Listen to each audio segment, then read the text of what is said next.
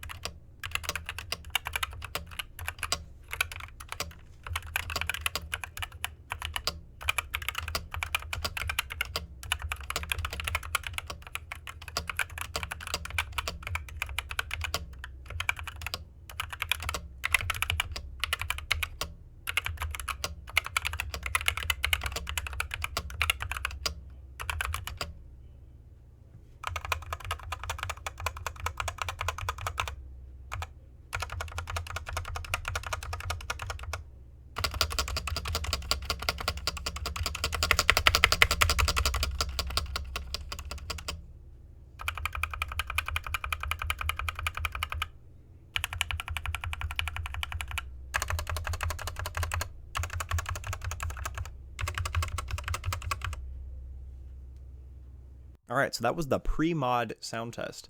Overall, I was kind of impressed with how it sounded straight out of the box.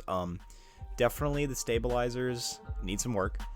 That's usually to be expected with a board like this. Case is a little hollow. Again, something that's normally fixed with some foam and so on and so forth. So, you know, just straight stock, not terrible. Definitely heard worse, but let's make it sound a little better. All right, so things you need to do these mods here. So you got to have a switch puller. You're going to need a keycap puller. If you got 4 arms, you're going to need another keycap puller. A brush for when you're lubing. And then another, well, my preferred switch puller, to be honest. A little grabber for the stems. Pliers that I didn't even use, to be honest. Some spacebar foam. Got ourselves some switch films from KBD fans. Some sound dampening material. Doesn't need to be rubber. And then we got ourselves the wonderful, lovely Fat Cat lubing station from Divinity.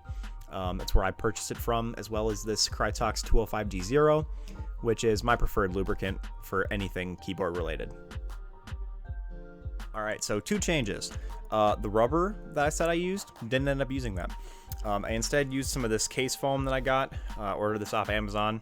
A little spongy. It's thinner than the rubber, so it worked a lot better because the rubber ended up, after I cut it and everything, it blocked the USB-C port of the case, so didn't end up working. And I did not use the spacebar foam. Did not end up doing that, so it didn't fit in there for some reason. I think these keycaps just didn't have the right, like, it only had one spacebar. I don't know, it's weird. But other than that, I used everything else, so just kind of like disclaimer. So something I thought was really interesting, as I was taking apart the keyboard to mod it, I realized that the stabilizers were already pre-lubed. They weren't lubed very consistently or very well, to be honest, but there was lube in there, which was, you know, to me, sort of a consideration that I thought was really nice coming from the manufacturer. But other than that, just showing how to remove the switches. You just kind of apply some force to the bottom and top of the switch and then pull up. Usually it's not as violent as that, but sometimes it happens. Some of them are a little tighter than others. Tolerances on the board aren't 100%, but not too bad. And then here, just kind of going over exactly where the screws are to open the case. So you have to unscrew all of these, and then you can actually take the top plate out, because the top plate and the PCB are connected. But this is how you get it out anyways. As you'll see here, it's kind of just one piece, sorry. Unfortunately, the stabilizers are plate mounted, and I did end up switching these ones out for some Durock ones, which I did also lube and do all that good stuff too.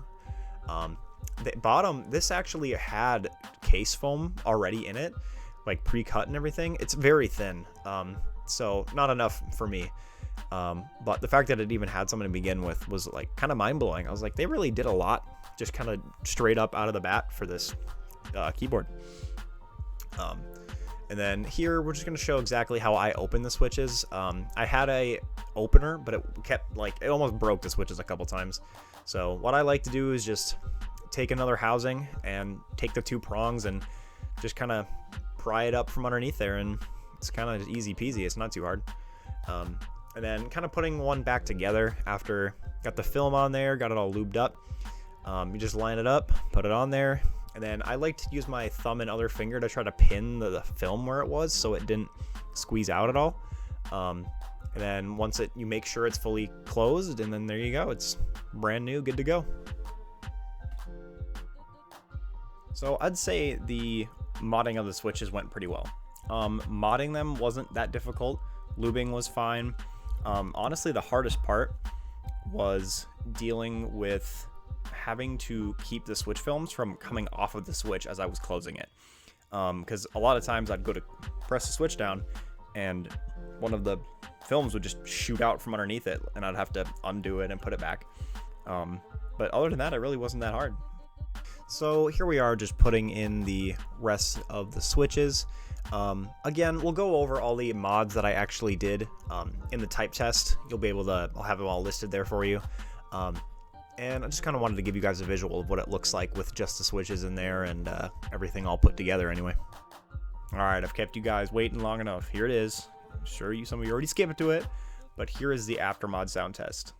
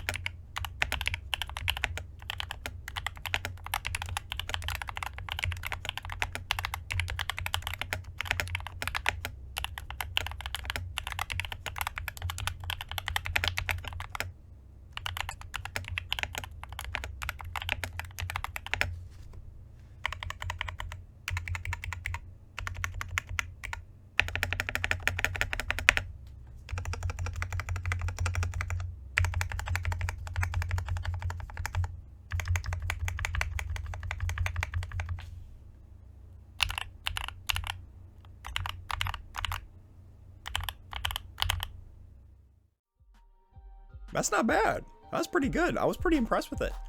The mods did a lot to it, to be honest. The couple things that I would say that I could have done better were the holy mods. I did my best. Again, go check out Homogeneo. Not like affiliated with him at all or anything like that, but excellent content creator, and that's where I got the idea for the holy mod from. Then if you need help lubing your switches or want like any help knowing how to do that, go check out Teha Types. Again, not affiliated, but excellent creator, and made a great guide on it. I'll drop links below in the description. But yeah, the holy mod is fantastic. I just feel like I might have not done it quite as right because my backspace button is a little squishy. But again, after using it for a day or two, it kind of settles in. It doesn't sound as bad. But all in all, I'm pretty impressed. It turned out pretty good.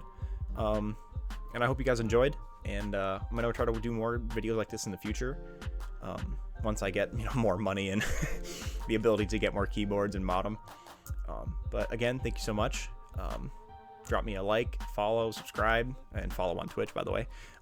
Twitch.tv.loshmeister, or whatever the official, I don't know, the the link for it off the top of my head. But yeah, live every Monday, Wednesday, Friday on Twitch. Actually did a live stream of lubing the switches and filming, obviously. But yeah, again, thank you guys for tuning in. And if you liked it, so on and so forth.